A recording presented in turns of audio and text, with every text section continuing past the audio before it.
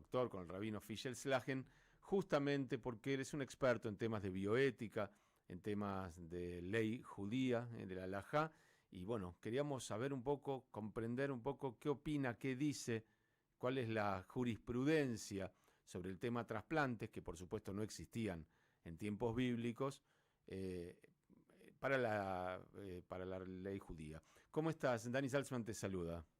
Hola Dani, ¿cómo estás? Muchas gracias por llamarme y un saludo a toda la audiencia. Sí, de hecho es tal cual como vos decís, así funciona la jurisprudencia judía, digamos, ¿no? Frente a casos que no están contemplados ni en la Biblia ni en el Talmud, bueno, se basa por analogía jurídica, en donde se busca un caso similar por analogía, y cuando no lo hay, bueno, se rigen por los principios y por las leyes existentes y cómo éstas interpretan bajo su luz la nueva tecnología o la nueva, en este caso, disposición médica. En el caso de la donación y de los trasplantes de órganos, el judaísmo diferencia lo que es la donación de órganos para salvar una vida específica de una persona que lo necesita y es conocida, es específica, identificada, respecto de lo que es la donación para banco de órganos o experimentación científica. Estas últimas dos están prohibidas y la primera no solamente está permitida, sino que en muchos casos es obligatoria. ¿De dónde surge esto? Surge primero por la ley de lo que se llama Pikuach Nefesh, o salvamento de la vida de la persona, basado en el Levítico 18.5, en donde alguien identificado y necesitado del órgano, ¿no es cierto?, permite y obliga a un tercero a la donación para salvarle su vida. Donación, que cabe siempre decir, es en tanto y en cuanto no afecte significativamente la vida de la persona donante, ¿no es cierto? ¿Por qué? Porque también ahí colisionaría con otra ley que dice que la vida de uno antecede a la vida de otro, con lo cual, ¿cuál es el límite entre, por ejemplo, la obligación de curar del Éxodo 21:19, la obligación del Levítico 19:16, que es no deponer ante la vida del prójimo, es decir, no quedarse quieto, hacer todo lo posible para salvarlo, pero también el equilibrio con con números 6:11, que habla de que uno no puede exponerse a riesgos ni a peligros mortales. Bueno, el límite es esto, el límite es en cumplir con salvar la vida del prójimo, pero en tanto que, en este caso, el donante pueda continuar su vida sin que la disminución de lo donado le afecte sensiblemente o lo afecte sensiblemente. ¿Qué quiere decir esto? Que no necesite tratamientos ni seguimientos médicos ulteriores, constantes y crónicos, ¿Y digamos, qué ¿no? pasa entonces con la donación de aquellas personas que han fallecido? Bien, después está la otra parte, que es la parte de la donación post-mortem, Claro, lo que es la ahí lo que entiendo es que el tema es definir quién ha muerto. Bueno, ese es uno de los temas que ya está Ujú. zanjado, pero esto, como muy bien decís, después está toda la otra parte de la donación que se llama la donación cadavérica, post-mortem. Ahí las prohibiciones por ley de obtener beneficio de un cadáver no aplica, ahora vamos a explicar por qué, así como tampoco aplica ninguna otra prohibición por las cuales un judío debería dar su vida y no transgredir, que básicamente son tres: no cometer actos de idolatría, no cometer asesinato y no cometer relaciones sexuales prohibidas. Es decir, se permite la donación cadavérica, uno, porque no está incluida la ablación de órganos para salvar otra vida, ¿no es cierto?, dentro de lo que es el Pikuach Nefesh, que recién dijimos. Dos, porque la ley entiende que eso no se considera un trato vergonzoso al fallecido o al cadáver, justamente porque está salvando la vida de otra persona. De la misma forma que no entiende que haya un trato vergonzoso al cadáver cuando muchas veces se tiene que retrasar la inhumación porque a la espera de un pariente importante o porque se le puede dar una sepultura mucho más digna si se espera un tiempo. Con lo cual está permitida la ablación y queda el criterio, esto que muy bien decís, que es ¿cuál es el criterio de muerte? Bien, según el Génesis 7:22, el criterio de muerte bíblico y talmúdico es el cardiorrespiratorio. Y así fue hasta las últimas décadas, en donde se estableció un nuevo criterio de muerte, que es el de muerte cerebral. Muerte cerebral que, vale la pena decirlo, no es un estado comatoso, no es un estado vegetativo, sino que es básicamente la muerte neuronal, incluyendo el tallo cerebral, razón por la cual ya no hay irrigación sanguínea al cerebro y el cerebro se empieza a licuar. ¿Qué es lo que pasa? Que bajo las tecnologías existentes, aún la persona con muerte cerebral se le puede seguir sosteniendo la ventilación forzada por un ventilador artificial. ¿Por qué? Porque el corazón, como es un sistema nervioso autónomo, sigue latiendo mientras que tenga nutrición de oxígeno, el oxígeno aportado por un pulmotor, con lo cual la persona, aún lo que llaman la halajá, decapitada fisiológicamente, porque ya no le llega sangre al cerebro, puede mantener su sistema cardiorrespiratorio artificialmente sostenido. Bien, esto fue toda una discusión halágica que ya está zanjada y lo que se hace es, se reconoce el criterio de muerte cerebral bajo ciertos protocolos, que son los protocolos básicamente internacionales para dictaminar que realmente tiene muerte cerebral, con lo cual lo que se hizo fue, se reconoce la muerte encefálica, ¿no es cierto? Pero lo que se hace es desconectar a la persona y esperar 30 segundos con la actividad cardiorrespiratoria cesada como para cumplir con todos los requerimientos y los procesos autoritativos de entonces, que no hay ningún problema y esto básicamente se aplica, que no hay ningún problema. Tengo varias preguntas. La primera tiene que ver con lo que nos contabas al principio, que justamente no está permitido donar para un banco. Ahora, cuando yo expreso mi voluntad de donación, lo hago aún vivo sin saber a quién le voy a donar en el futuro. O sea, yo expreso que soy sí. donante. Eso sí puedo hacerlo porque en ese caso yo sí soy donante de alguien que desconozco.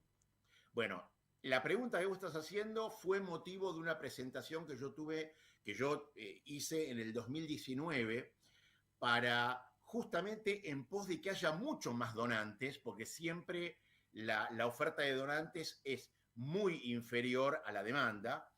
Y lo que hice fue presentar un proyecto muy similar al que existe en Israel, en donde la persona tiene una tarjeta de donante y puede donar bajo las condiciones axiológicas de su confesión.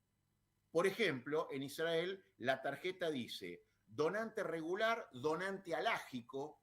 ¿Y en qué se diferencia? En que ya hay protocolos para decir, bueno, esta persona que es donante halágico, vamos a respetar lo que dice el halajá para la ablación de órganos. Entonces, eso amerita que la persona que quiere donar, porque la verdad que siente y está obligado halágica y éticamente a donar para salvar vidas, pueda hacerlo dentro de su marco axiológico. Yo lo presenté, esto debe estar dormido en algún cajón, si es que no se tiró. ¿Por qué? Porque la ley en Argentina es una sola y no hay esta diferenciación para permitir, no digo solamente al halajá, sino también a la comunidad musulmana, a los testigos de Jehová, a los mormones, a los evangélicos o a cualquier otro que tenga un sistema axiológico diferente a la ley en vigor de hoy que les permita también ser donante. Mira, hasta tal punto, esto es importante, que Israel es el único país que, copiando la legislación de Singapur en 1986 más o menos, Israel determinó ya en el 2010, es decir, hace ya 14 años, la incorporación de lo que se llama el principio de reciprocidad, en donde quien no es donante básicamente no está habilitado a recibir órganos, justamente para facilitar y para impulsar que las personas sean donantes. En Israel hay que recordar que había mucho turismo para recibir órganos de israelíes en otros estados, ¿no es cierto? Y había muy poco donante. Esto hizo cambiar radicalmente la ecuación. Y hoy hay 3 categorías, digamos, ¿no? La categoría que se llama la primera prioridad o la máxima prioridad en Israel, que es para quienes firman el consentimiento de donación, ya sea por ley regular o por alajá, hay como casilleros, digamos, a llenar, o que también tiene familiares de primer grado, padre, madre, hijo, hija, hermana, o también para quienes ya donaron en vida, por ejemplo, un riñón o parte de su hígado. Eso tiene la máxima prioridad. La segunda prioridad beneficia a quienes simplemente tengan la tarjeta de donante. Y la última prioridad, y la más baja, es para quienes, sin poseer la tarjeta de donante, tienen un familiar de primer grado cuya intención ha sido manifiesta de ceder sus órganos, por ejemplo, cuando fallezca. La pregunta acá, y lo que siempre trajo, la ley esta sigue en vigor y es vigente. La verdad que esta ley trajo muchísimos más donantes, digamos, yo diría casi 3 o 4 veces mayor la cantidad de donantes hoy que hace 20 años. Disminuyó, y eso sí, drásticamente, el hecho de que israelíes tengan que ir por el mundo, lo que se llama el turismo trasplantológico. Eso disminuyó, digamos, casi un 400%. Hoy prácticamente está erradicada el turismo trasplantológico. Y yo presenté un proyecto similar aquí en la Argentina, también para que sea mucho más justo, ¿no es cierto? Porque una ley de reciprocidad que en términos de justicia distributiva es muy loable, tiene que estar acompañada con darle la posibilidad a la persona para que él pueda ser donante. Bueno, estoy en la dulce espera desde hace... Está en el mismo cajón que el otro. Bueno, está en el mismo cajón que el otro. Tengo otra pregunta que tiene que ver con el Pikuach Nefesh que vos mencionabas. Sí. En la Argentina hay una ley de donante presunto, todos somos presuntamente donantes, pero a la hora del fallecimiento es la familia finalmente la que decide. Claro. En nuestra comunidad judía y siguiendo nuestra halajá, ¿ese Pikuach Nefesh cae como peso también sobre la familia? Decir, mirá, por ahí la persona que falleció presuntamente era donante, pero nunca lo expresó, nunca hablamos del tema, por lo que fuera.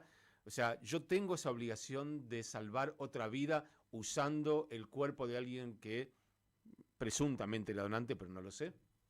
Es una pregunta muy buena. Existe en el judaísmo lo que se llama el principio de arbitraje o de mediación por terceros, digamos, ¿no?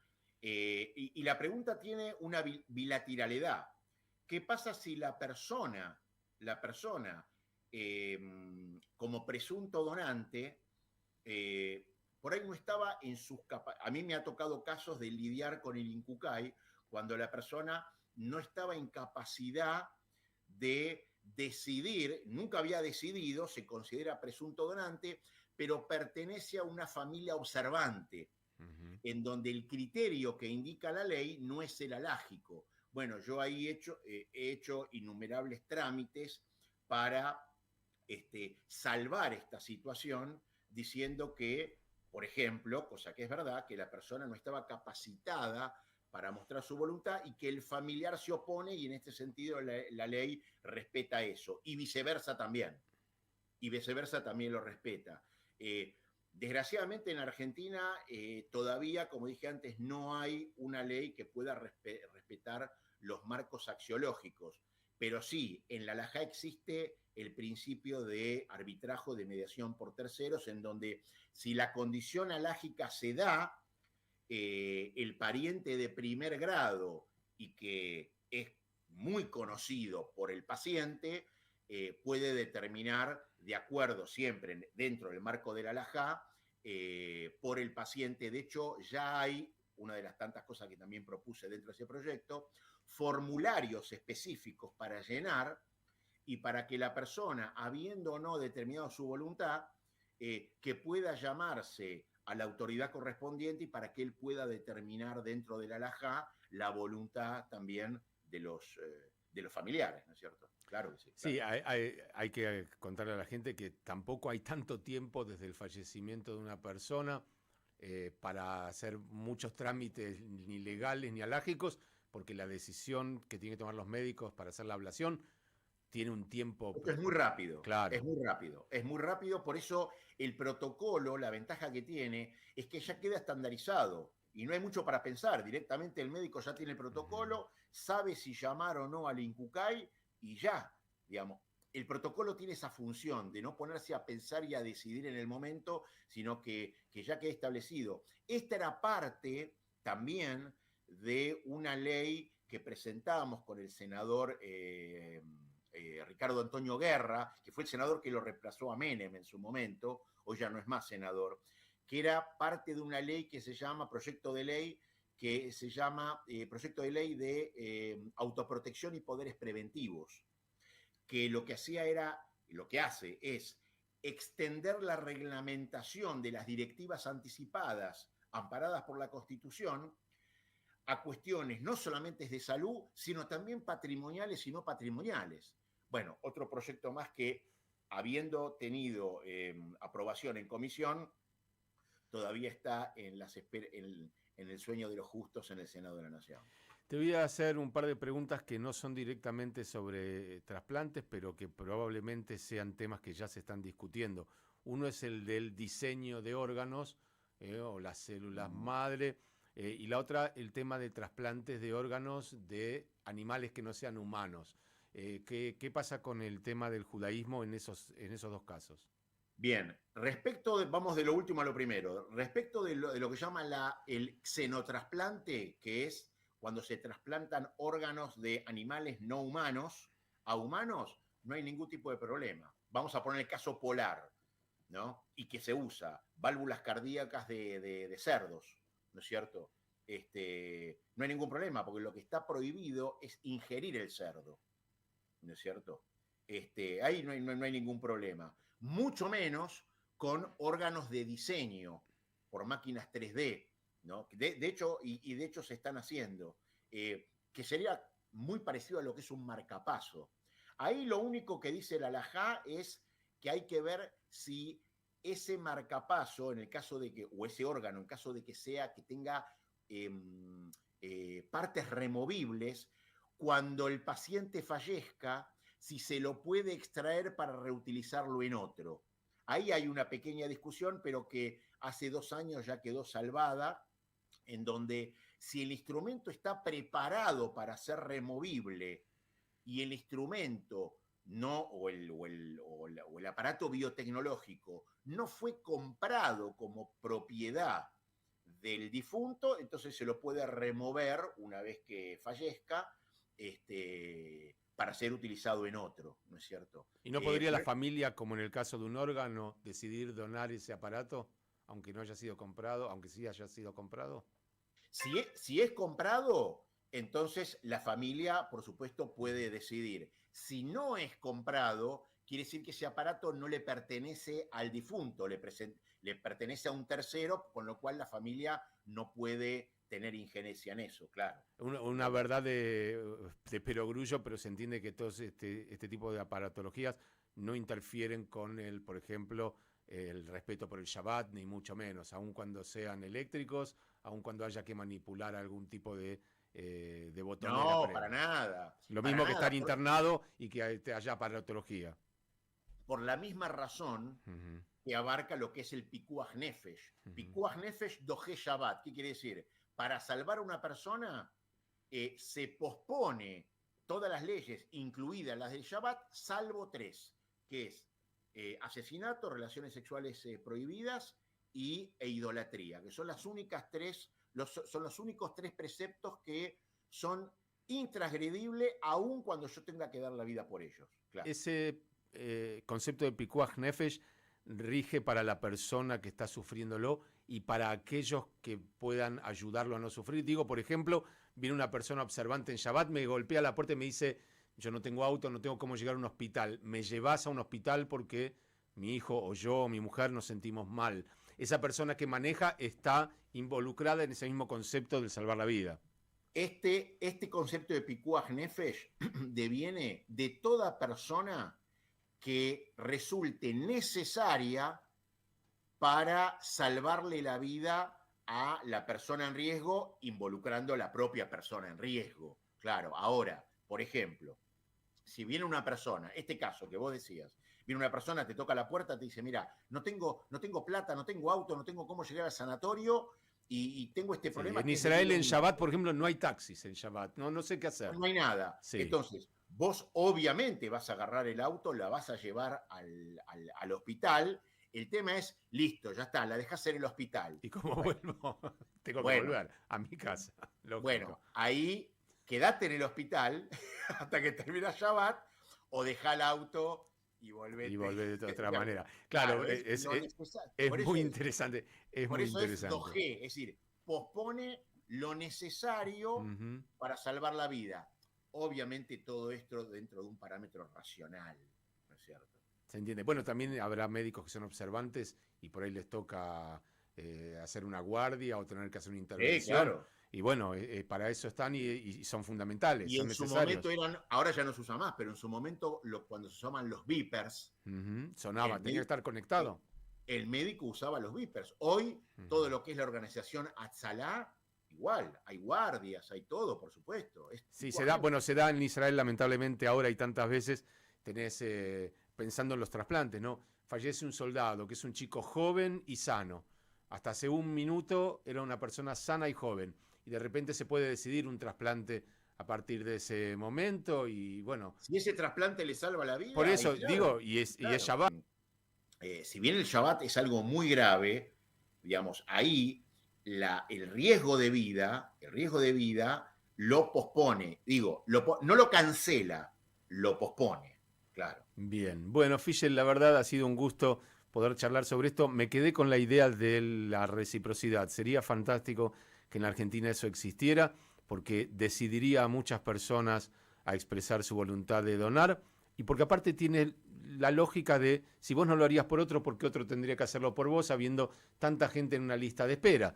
Evidentemente, no es que no estés en la lista, pero no sos prioritario si vos no lo hubieses hecho por otro. Me parece un concepto interesante. Y es un concepto que da resultado, realmente da resultado. Es un concepto que tiene que ver con una moral de ayuda mutua y de una justicia distributiva y una justicia social que también muchas veces tiene que ver, y esto está probado, digamos, en Israel, en Singapur, esto está probado, y tiene que ver con que también el hecho de que aquellos y solo aquellos que eligen potencialmente contribuir al sistema deberían estar también en posición de beneficiarse de él, porque si no se genera lo que normalmente se llama en bioética los free riders, digamos, ¿no? Los líberos, que lo que hacen es aprovecharse del sistema, es decir, que la voluntad trasplantológica se tiene que regir, por supuesto, bajo criterios médicos, pero también bajo criterios éticos. Y ¿Sangre se puede donar para alguien que uno no conoce, para un banco?